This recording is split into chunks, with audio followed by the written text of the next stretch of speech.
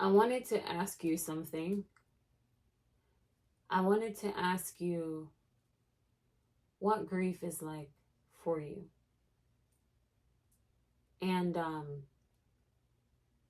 I'm curious because I think we all process it so uniquely. And I mean, my condolences for anyone that you've lost. That is not, that is, that's not something a lot of us like to talk about as it regards losing someone that we love, losing someone that we care for, especially if you know that you really were aiming to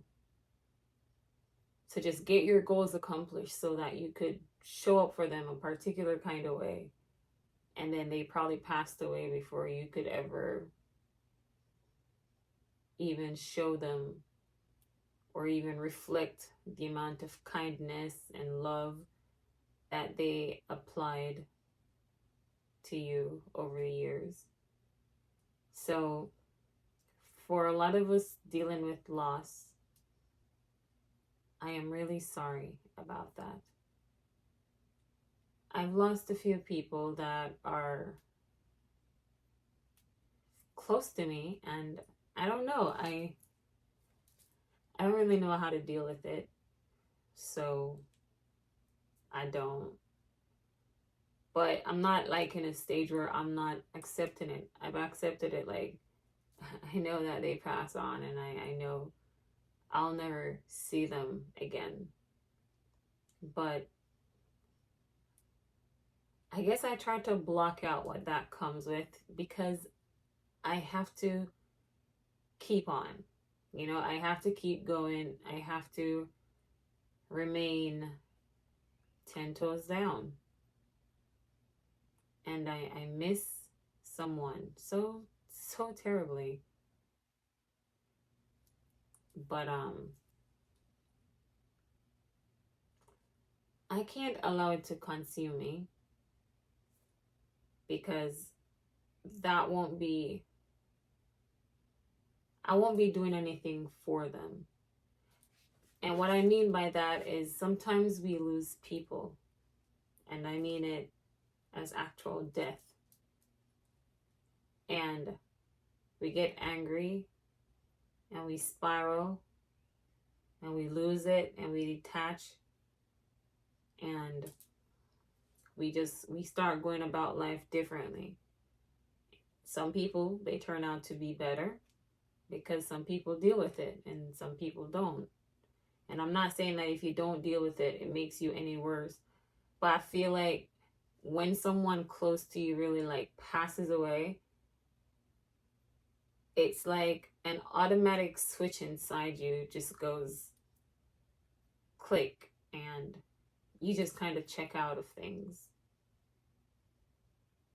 And when their memories pop up, like you know that they passed on, and the memories just start popping up because as soon as somebody passed on, even though we know that death is inevitable, it still affects us, you know.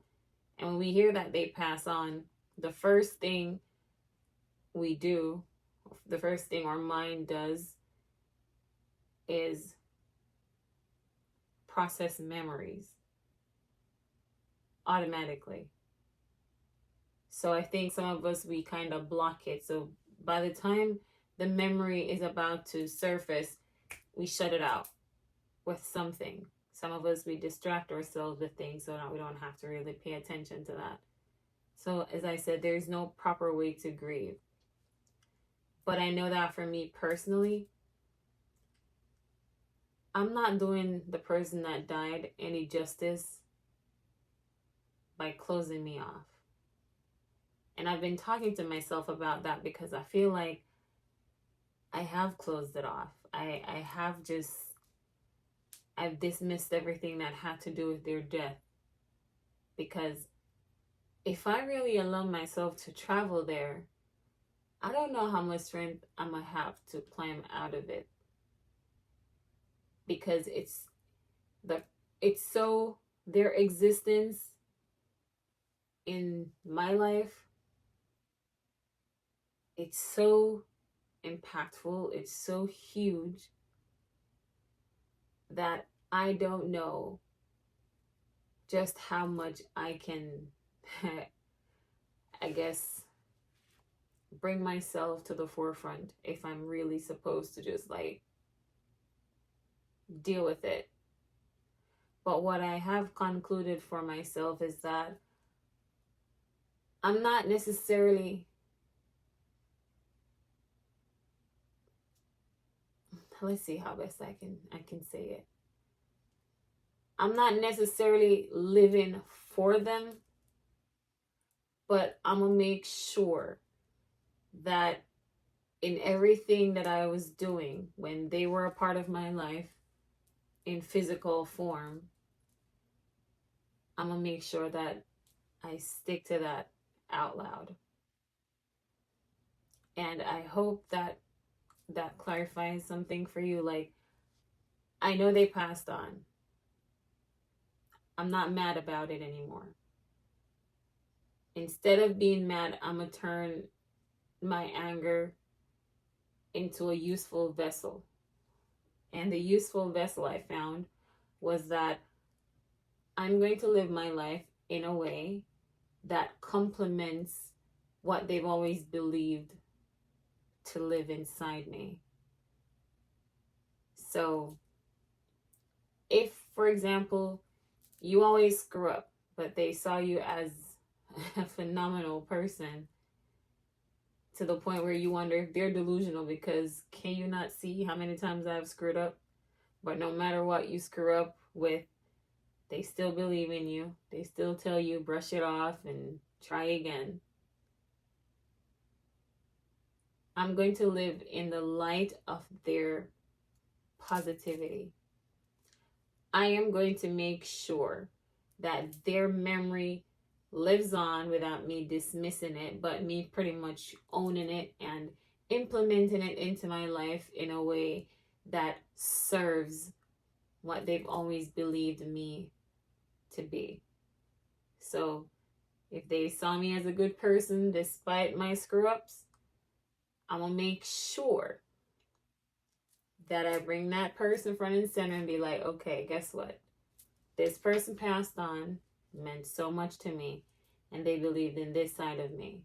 But I've shunned it because they died, and I don't want to enjoy me if they're not here. So yes, I'm bringing that part of me and saying, you know what? They are not here, but that person is a very important part of me. So I want to make sure that I value that. Like, you passing on will not be in vain. I'm still gonna have my screw ups. I'm still gonna fail.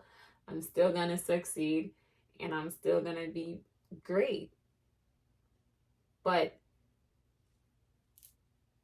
I'm bringing the memory with me of the person, so that technically they're still here and they're still seeing me as I was, flaws and all, because people like to say we got flaws. So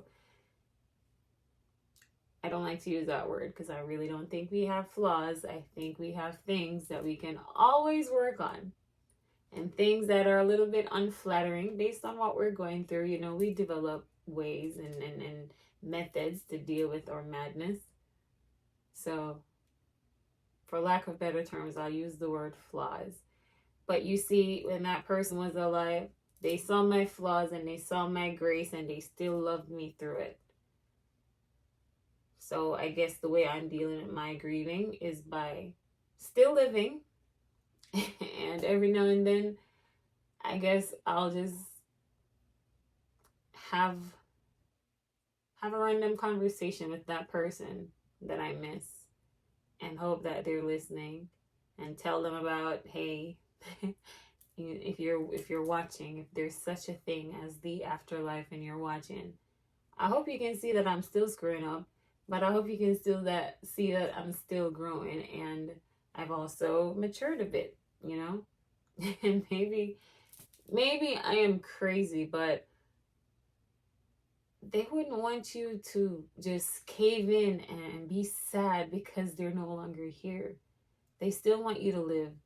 They still want you to be happy. They still want you to experience life. So experience it and allow their memories to not just be diluted by anger and you being sad. And I can't tell you how to deal with your loss and your grieving, but I decided lately that that's how I'm going to tackle it. And I hope it can inspire someone to bring their loved one to the forefront in spirit and have a chat.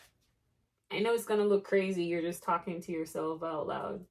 So, I mean, do it when nobody's looking if that makes you feel more comfortable. I don't really care who thinks I'm crazy. I'll talk to you. I'll talk to myself in front of you and I will answer too. And I know you're going to be like, oh my God, you need help. Probably. But I'm still here. So I guess something is working. But yeah, cheers to the people who impacted us positively because it matters. There are a lot of things that happen in our lives that's negative and it takes away from your energy and it drains you. We don't have to highlight just that portion only. We can highlight the part that uplifts us because the memories, they're there for the days sometimes that you need strength. So allow the memories to strengthen you. Remember something crazy and wild and laugh and be like, man, this was such a crazy time in my life, but it was fun because that person was there. So yeah, I have a lot of people whose people have passed on a lot lately, and I just want to remind them that it may feel like you don't want to smile right now. It may feel like you don't want to enjoy anything about your being right now. But that's not what the person would want from you. So stop being that. I'm pretty sure the people who have impacted you are not asking you for the worst parts of you. They're asking you to put your best foot forward, the best you forward. So when they pass on, why do you think they want you to just give up like that? We all know that this day would come. It doesn't make it any easier, but what's crazy is I'm talking about this now when I literally close people off so I don't have to get to know them, because I'm like, in my head, if I get to know you, then chances are I'm either coming to your funeral or you're coming to mine. And I know that's pretty dark. But what I'm trying to say is I closed myself off from meeting people. I'm still closed off, but that's no longer the reason. Or at least one of the reasons. That's no longer one of the reasons why I'm closed off. But it was a big part of it because I'm just like, man, I don't want you to become important to me and then now you're gone and I'm gonna freak out internally. I don't really freak out on the outside. But lately I just decided I won't let her name be in vain. And she believed in me, and I didn't understand why, and I still don't, but I'm gonna hold that for the days when it gets tough, and I'm gonna say, you know what? Fine, I'm going to live.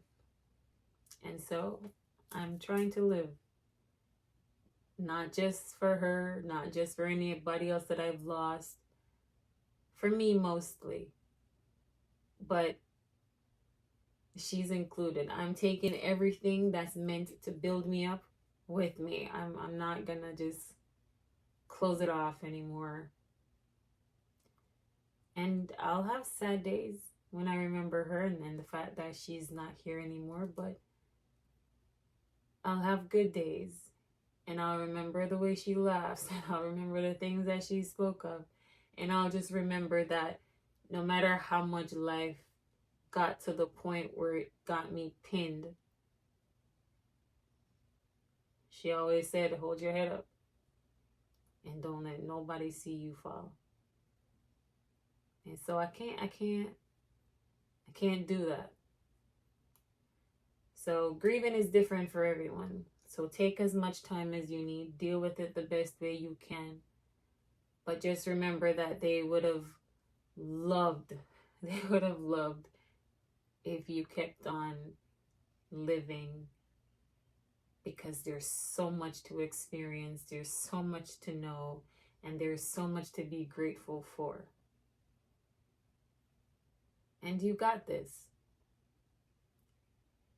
Just be a little bit more patient with you, a little bit more open about your feelings. Write them in a journal, speak them into your phone. I don't know, whatever you use to vent, use that. But take things as they are and apply yourself accordingly to everything that is meant to build you up. And that's it. I just wanted to share that because I feel like there's been a lot of deaths lately, and it's real life. And not talking about it doesn't make it any less true. It's just that we're taught to push it to the back of our heads, I guess. Like, just put it away somewhere, because no one wants to accept things, and no one wants you to be grim. But that doesn't change the outcome. Don't give it too much power over you. Work on yourself, deal with it, but a bit at a time, at a pace that you're able to allow.